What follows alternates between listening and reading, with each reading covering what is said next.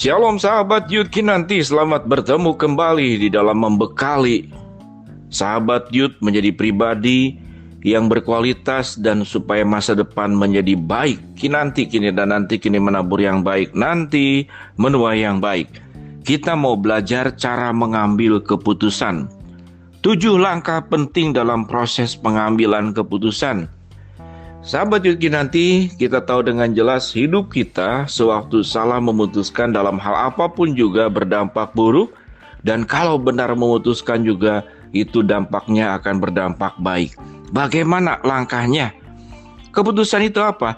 Proses pengambilan keputusan adalah metode mengumpulkan informasi, menilai alternatif, dan akhirnya menentukan pilihan akhir.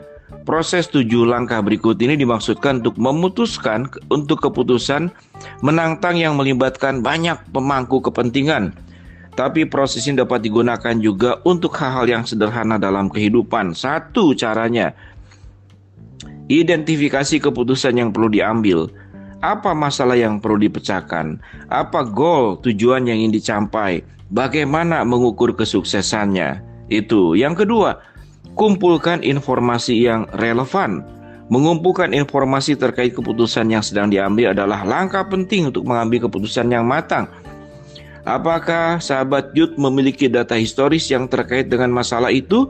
Adakah yang pernah mencoba memecahkan masalah itu sebelumnya? Artinya, lihat perjalanan-perjalanan, pengalaman-pengalaman orang yang pernah melaluinya.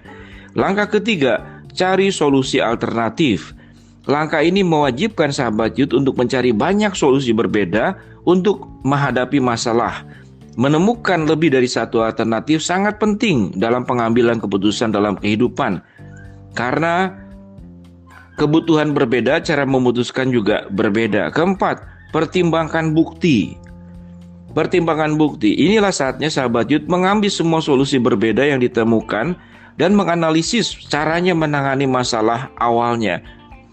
Mulai mengidentifikasi pro dan kontra setiap opsi dan mengeliminasi alternatif dari pilihan-pilihan tersebut. Langkah kelima, pilih dari sejumlah alternatif. Langkah selanjutnya adalah mengambil keputusan akhir.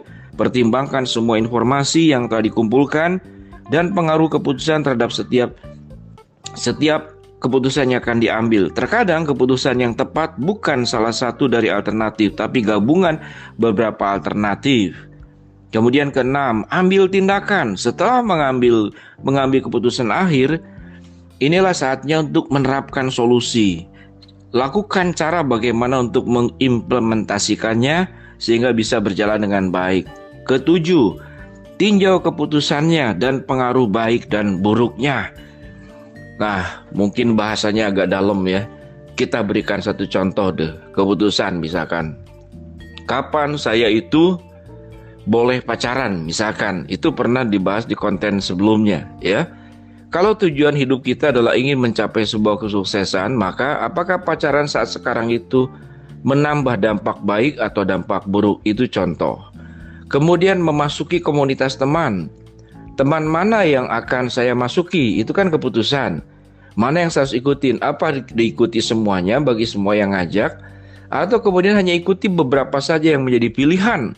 Karena diikuti semua tidak mungkin menghabiskan waktu, menghabiskan hal-hal penting dalam hidupmu. Tidak berteman juga keliru, karena manusia itu manusia yang sifatnya manusia sosial, perlu berteman. Maka pilih kelompoknya. Maka harus membawa kepada dampak yang baik. Pada akhirnya, setiap keputusan itu harus tahu, tidak hanya di saat mengambil keputusan, tapi dampaknya itu mau seperti apa. Kurang lebih demikian. Sewaktu saya masih sekolah, saya mengambil keputusan saya akan fokus di beberapa mata pelajaran yang menjadi kekuatan di dalam diri saya pribadi. Yaitu saya senang di menggambar, di olahraga, di unsur seni dan olahraga begitu ya. Nah itu aja yang difokuskan, pelajaran lain tetap dipelajari.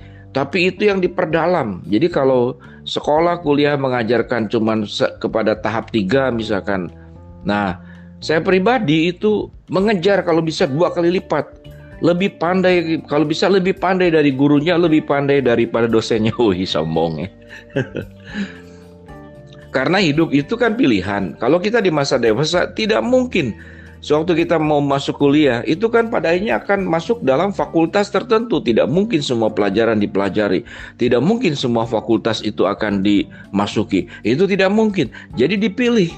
Nah, karena dipilih, maka saya akan menjadi seorang yang tidak hanya bisa amatiran, tapi menjadi seorang profesional. Itu keputusan di dalam menggali potensi diri, kemudian pelajaran apa, ilmu apa yang akan diambil. Kurang lebih seperti demikian.